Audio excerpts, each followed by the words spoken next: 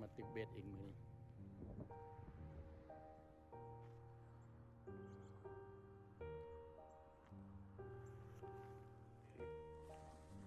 ลูกกินปลาเลยนี่เ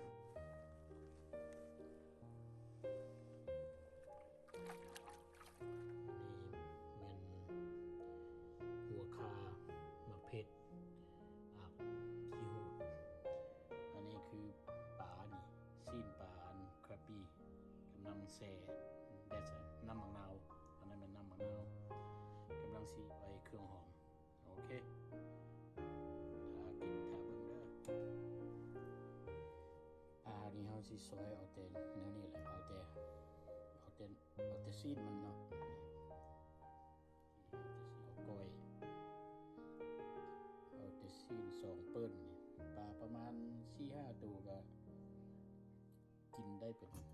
พุ่นแหละ9 คน 10 คนนี่แหละซอเก็ตมันถ้าบ่มีนะใส่มะนาวนี่ก็ได้เพราะว่าข้าพเจ้ามีมะนาวอันนี้หลายหน่วยก่อนจะใส่อันนี้นะ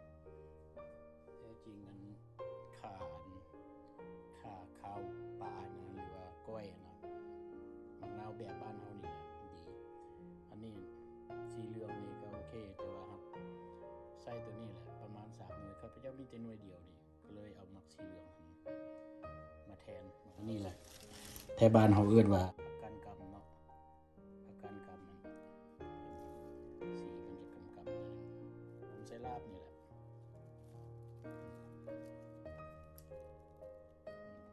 โอเคซอยใส่หมดพุ่นแหละ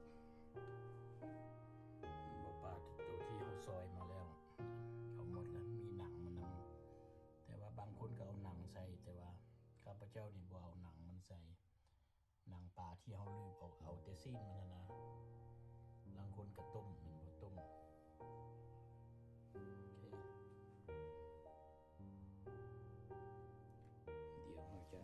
เดี๋ยวเราจะซอยอันนี้ล้างเรียบร้อยแล้วแช่ไว้ประมาณ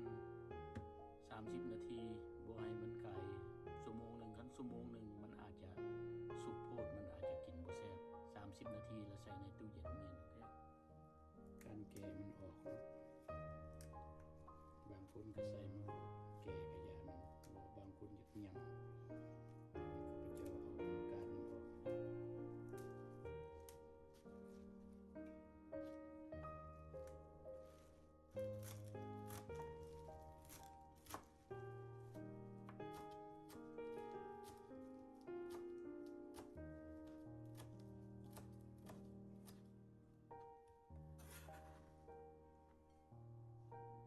เสียวน้ำเมียนก่อนวั